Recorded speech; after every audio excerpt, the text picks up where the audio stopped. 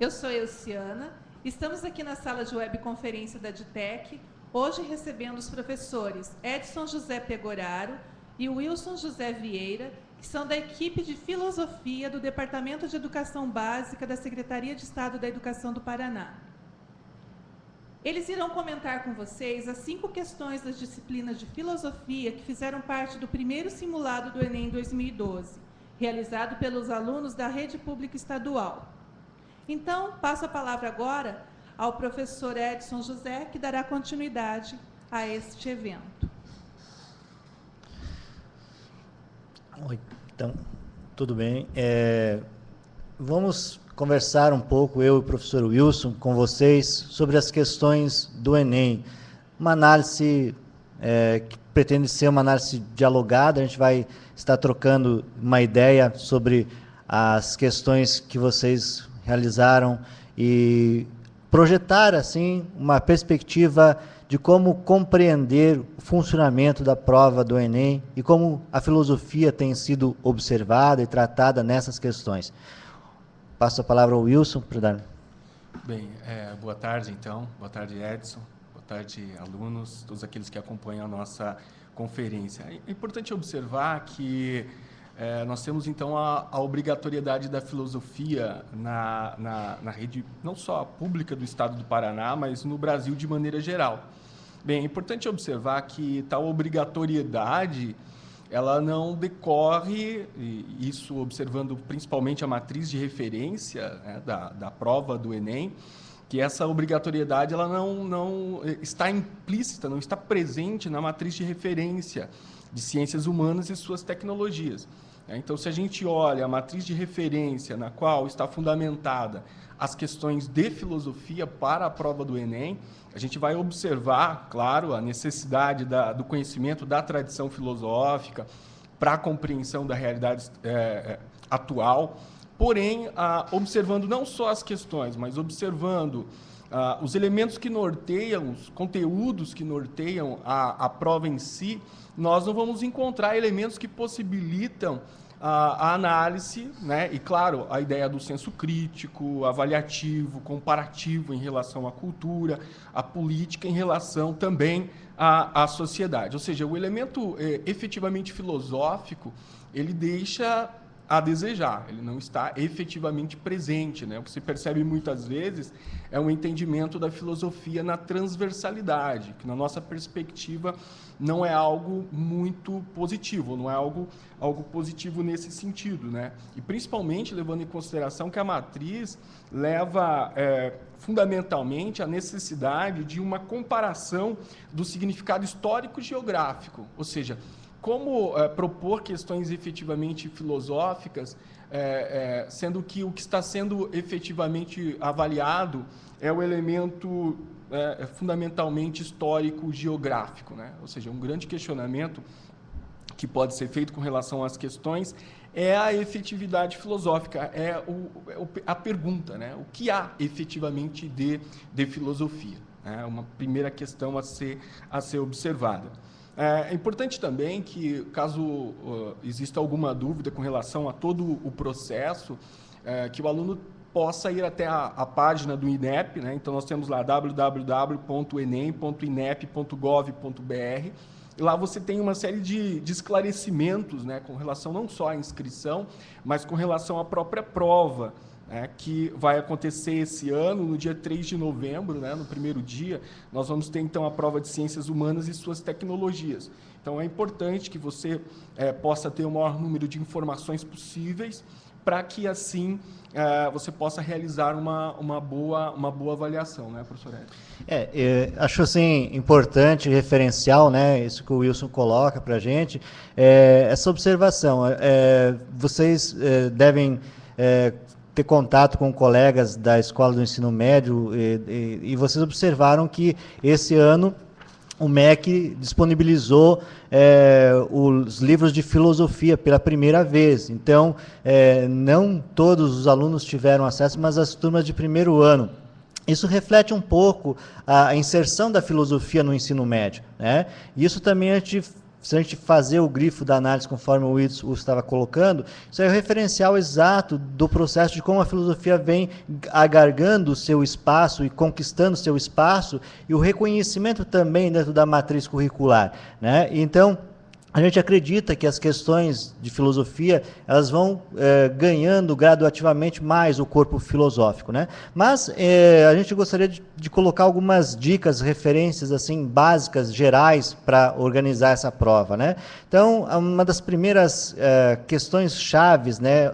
O Enem, segundo o Wilson mesmo colocou, ele preza muito por uma questão de leitura, interpretação dessa leitura, né? Então, ler a prova com bastante atenção, ter paciência, ler uma ou duas vezes o texto que está aí, saber organizar o tempo, né, ter o controle específico desse tempo, observar dentro do enunciado quais são os conceitos referenciais, né, uma outra questão também que a gente acha, assim, embora as questões de filosofia estejam muito por um viés da história, é importante também você praticar exercícios da disciplina de filosofia, costumar a conhecer quais são os autores que discutem a filosofia propriamente, né, ter conhecimento desses autores, as compreensões conceituais que esses autores trazem, né, fazer leitura de textos filosóficos, dos textos filosóficos que vocês podem encontrar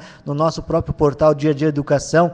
Existe a antologia de textos filosóficos, né, que ela pode ser um material bem interessante para você buscar a compreensão e se habituar à termologia da filosofia, né? Conhecer esses autores, então, compreender para que sentido eles estão escrevendo, né? Qual a ligação, porque o autor da filosofia, o filósofo o clássico, ele não escreveu, não criou uma concepção, não criou uma ideia desvinculada da sua concepção histórica, né?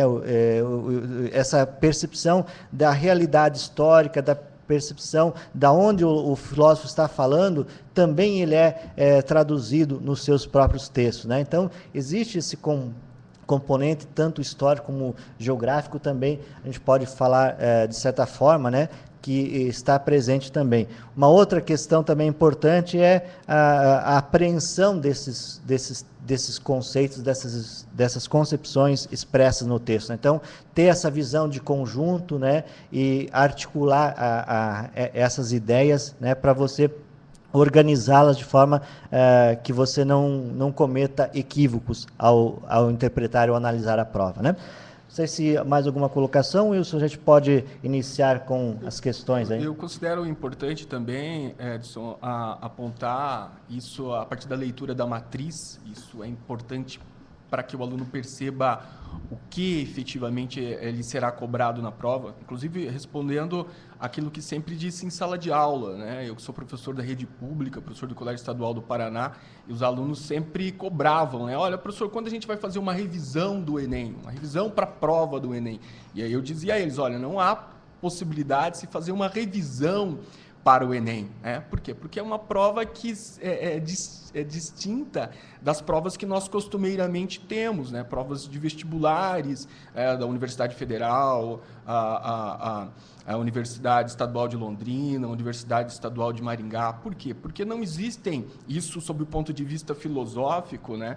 Não existem aí uma lista de conteúdos filosóficos, né? Não há uma listagem de conteúdos filosóficos que devam ser compreendidos, né? Não há uma, né? Isso diferencia da nossa diretriz, ou das nossas diretrizes curriculares de filosofia, onde você tem um corpo de conteúdos, e é a partir desse corpo de conteúdos que se parte, ou que parte todo o trabalho efetivamente filosófico, né? Se você pega lá a matriz, onde são apresentadas as competências, né? No item 40H, no item H23, você vai perceber justamente isso. O que será cobrado do estudante? O que o estudante deve ser capaz de analisar a importância dos valores éticos na estruturação política das sociedades.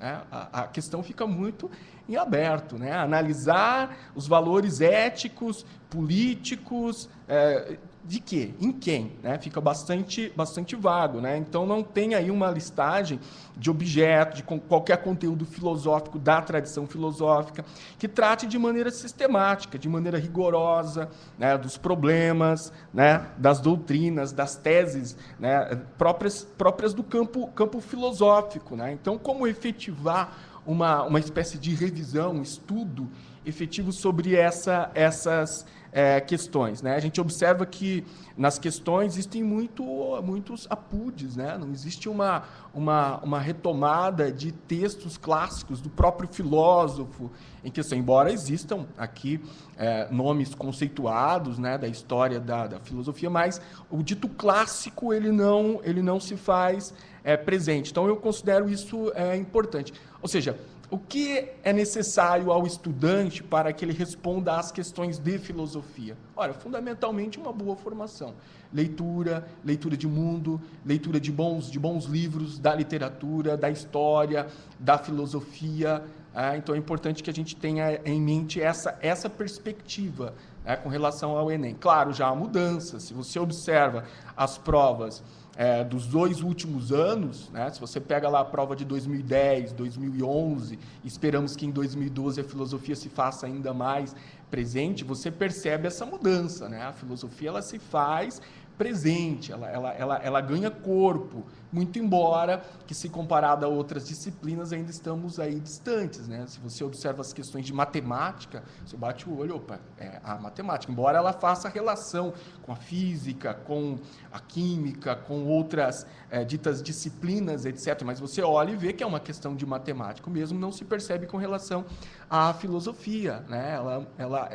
Ela se coloca enquanto algo puramente transversal e muitas vezes se perde, né, nas questões se perde de tal maneira que você fica naquela dúvida de tentar encontrar o que é efetivamente filosofia. Então, dessas questões, ou as questões que nós escolhemos, essas são as questões que a gente observou que existe um componente filosófico, mas esses elementos filosóficos, e principalmente a resposta a essas questões, o aluno consegue respondê-las a partir de uma leitura atenta do excerto que está, ou que acompanha as alternativas. Vamos para as questões? Vamos lá, então. Então, vamos para as questões. Iniciarei aqui explorando a primeira questão, então, e a gente vai trocando referências sobre elas. Né? Diz a primeira questão, essa é uma questão de referência do Enem de 2009, né, que apresenta a seguinte questão. Segundo Aristóteles, na cidade como o melhor conjunto... segundo Aristóteles, na cidade como o melhor conjunto de normas é aquela adotada de homens absolutamente justos. Os cidadãos não devem viver uma vida de trabalho trivial ou de negócios. Esse tipo de vida são desprezíveis e incompatíveis com as qualidades morais. Tampouco deve ser agricultor os aspirantes à cidadania, pois o lazer é indispensável ao desenvolvimento das qualidades morais e às práticas das atividades políticas. Né? Sei, contexto que essa estrutura, o ambiente que Aristóteles viveu, Wilson, a gente tem que retomar, eu acho, essa questão, né? Que colocações a gente poderia fazer em relação a Aristóteles, ao contexto histórico que ele viveu aí? Quais seriam as referências? Perfeito, professor Edson. Veja o seguinte, que esse aluno ele não precisa efetivamente saber de Aristóteles e ter lido a política de Aristóteles para responder essa questão. Basta a ele saber o contexto político da sociedade ateniense. Né? Então, se a gente observa a Grécia Antiga, né? E claro, quando eu falo Grécia Antiga, eu falo, nesse caso aqui, Atenas, né? Porque é de Atenas que Aristóteles está falando, levando em consideração a constituição da polis grega, as várias cidades-estados, né? É importante que exista essa compreensão. etc.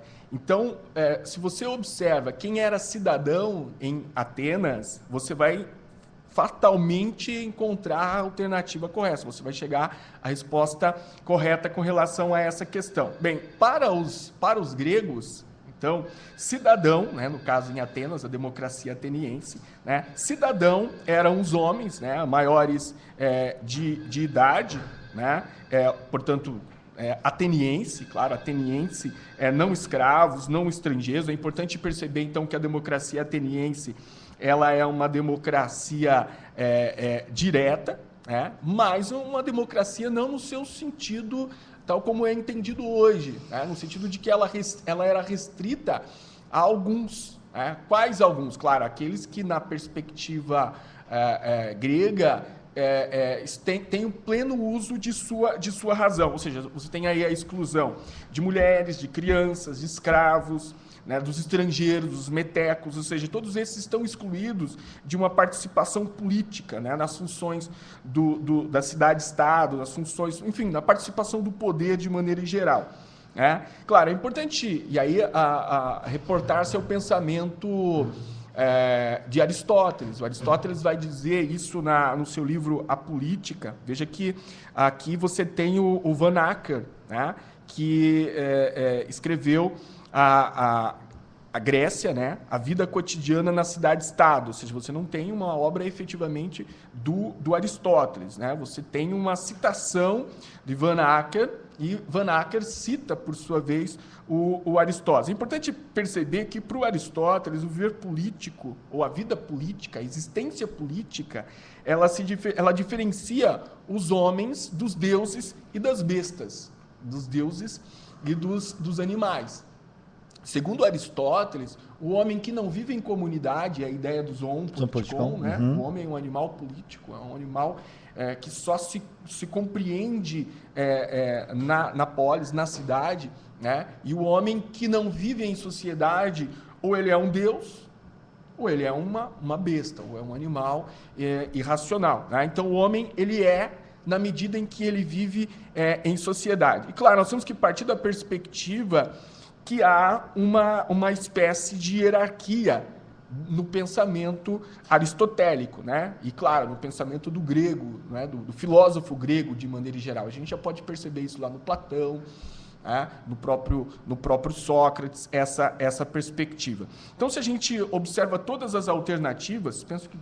Podemos ver as alternativas, a gente vamos trabalhar diretamente com elas agora. Então, a questão exatamente do que está perguntando, né? Isso, acho importante apontar aqui, claro, está bastante atento àquilo que pede a questão. Né? Isso, né? Olha só, o trecho retirado da obra política permite compreender que a cidadania, ou seja, o que é cidadania para os gregos? O que é cidadania para Aristóteles? Essa compreensão, né, de cidadania, ela tem muito a ver com essa perspectiva, né, exatamente que você colocou, né, isso que as pessoas, para ser consideradas cidadãs, elas tinham que usufruir de um certo prestígio, né, e não era comum a todos esse prestígio, né, e fundamentalmente uma das coisas atreladas ao texto, né, aí o texto coloca a palavra lazer, né, mas a concepção da época que o Aristóteles, na qual a sociedade que o Aristóteles viveu, né, a perspectiva desse lazer, ela é entendido como ócio, né? Aliás, o filósofo era aquele que vivia do ócio, né? E esse ócio é permitido porque é esse tempo disponível que faz você pensar e refletir sobre questões importantes, né? Então, a política também está atrelada a essa perspectiva. E para você ser cidadão participativo, efetivo, você tinha que disponibilizar tempo. Então, se você é uma pessoa que não tem tempo, na qual você está escravizado pelo trabalho, pela estrutura, você não era considerado estruturalmente um cidadão naquele período. Então, as pessoas que deviam se ocupar das questões políticas e das discussões referentes ao convívio cidadão e dessa concepção de cidadania, elas eram pessoas que dispunham de tempo suficiente para estar vivenciando, debatendo, refletindo sobre essas questões, né, que envolvem as concepções das relações sociais, das relações entre pessoas, né. Então, se a gente observar a primeira alternativa, por exemplo, né, ela coloca lá, possui uma dimensão histórica, deve ser criticada, pois é condenável que os políticos de qualquer época fiquem entregues à ociosidade, quando o resto dos cidadãos tem de trabalhar, né? Pelo contrário, o próprio texto reforça a questão do lazer. O ócio é uma questão vital para que você possa cuidar com qualidade das questões, né? E desenvolver essa questão, né? Tanto é que o que você falou anteriormente, que as questões, né, o trabalho era visto como algo condenado, desprezível, como coloca o texto, exatamente porque considerava algo animalesco, né? Coisa que um ser humano digno não deveria fazer, né? Então, o intelecto era referenciado nessa época como algo superior, né? Então, a concepção, o trabalho intelectual do filósofo, ele tinha um valor muito grande. Então, portanto, essa alternativa A é totalmente inviável, uma vez que ela coloca uma questão totalmente contrária ao que o texto refere-se, né? Você quer comentar a alternativa B?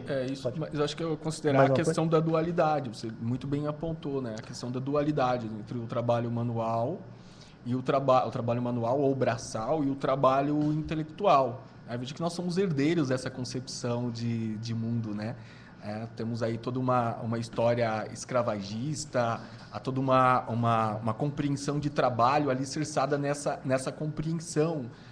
Bastante presente. Então, essa dualidade entre trabalho manual e também trabalho intelectual, né? Então, essa ociosidade, ela tem que ser, no caso aqui, é um sinônimo de tempo livre, né? Essa perspectiva. O filósofo, assim como o cidadão, assim como o político, ele precisa de tempo livre, ele precisa de ociosidade. Para quê? Para poder pensar, para poder contemplar, para poder estabelecer uma compreensão racional sobre a realidade, né? No caso, a política, né? Alternativa B, então o professor Edson já apontou que a alternativa A, então ela já pode ser excluída, né? Então, a alternativa B era entendida como uma dignidade própria dos grupos sociais superiores, no caso a cidadania, fruto de uma concepção política profundamente hierarquizada da sociedade, né? Então, essa alternativa também é uma alternativa errada, né? Porque não se trata aí de uma dignidade, né? Trata-se de uma outra compreensão com relação ao posicionamento do indivíduo naquela mesma sociedade. Alternativa C. Que é a correta, né, Wilson? Essa alternativa... não, isso também está equivocada, né? A alternativa correta é isso, né? Equivocada também, devido a uma questão, veja assim, até essa alternativa B também, ela é um processo, se você não analisar adequadamente, né, você pode ser conduzido. E essa alternativa C também, se você está vinculada à Grécia Antiga, né, construção de política, democracia, você observar, essa afirmação está correta. A Grécia Antiga foi onde surgiu a política, né? Mas que levava todos os habitantes à polis, né? Esse é o erro, né? Quando ele faz essa afirmação, todos os habitantes da polis participavam da vida civil, isso é equivocado. Na época, o Wilson já comentou, né? Era exclusivo a um grupo pequeno de pessoas que tinham essa questão do cidadão, né? Mulheres, escravos, né? E outros, né, não tinham esse direito de participar da vida cidadã, né? Então, essa perspectiva, ela acaba sendo equivocada também, né? E uma outra concepção também do equívoco da letra B, né, o Wilson, que a gente pode colocar também, se diz a relação de concepção política, né? Quando se coloca uma profundamente hierarquizada, né, a sociedade, de certa forma, ela tem uma concepção democrática, embora essa democracia de fato não exista, mas a concepção que prevalece na Grécia é a concepção democrática, embora a gente possa questionar essa democracia. De fato, ela não aconteceu, mas ela estava como concepção política, né? Então, não era uma estrutura hierárquica, mas de concepção, mas de certa forma ela não viabilizava essa estrutura legítima da democracia, né? Então, há um equívoco nesse processo, tanto na questão B como na questão C, né? Então, essa perspectiva aí, né? Perfeito, né? Então, é importante dizer, então, que a democracia ateniense, né, a ideia de igualdade, ela nunca foi plena, essa perspectiva. Poderíamos até questionar se na nossa sociedade existe essa democracia ou essa igualdade, né, plena, né? Sabemos que não. A letra D, né, tinha profundas conexões com a justiça, a razão pela qual o tempo livre dos cidadãos deveria ser dedicado às atividades vinculadas aos tribunais, né? Então, o tempo livre não era as atividades ou dedicado às atividades vinculadas aos tribunais, né? Mas sim ao desenvolvimento das qualidades morais e da prática das atividades propriamente políticas, né? Tidas como algo de homens superiores, né? E a alternativa E, que é a alternativa correta. Essa sim, correta. Né? Essa correta. Né? Então, nós temos a vivida pelos atenienses, era de fato restrita àqueles que se dedicavam à política, que tinham tempo para resolver os problemas da cidade, né? Então, aquilo que dissemos de início, né? Basta você ter uma compreensão histórica, você faz uma leitura, não precisa nem uma leitura muito atenta, né? Você fatalmente responderá e encontrará a alternativa correta. Então, a alternativa E, né, que era, então, a cidadania vivida pelos atenienses de fato, ou seja, a cidadania era restrita a alguns, né, e esses alguns necessitavam de tempo livre para se dedicar à política, né, e para resolver os problemas da cidade. Então, essa observação, né, em relação a essa questão, é simplesmente um processo de análise interpretativa. Acho que a chave fundamental seria a compreensão dessa questão do espaço de lazer como espaço de ócio propício para a atividade política, né? Essa seria a grande chave para tentar responder essa questão, tá?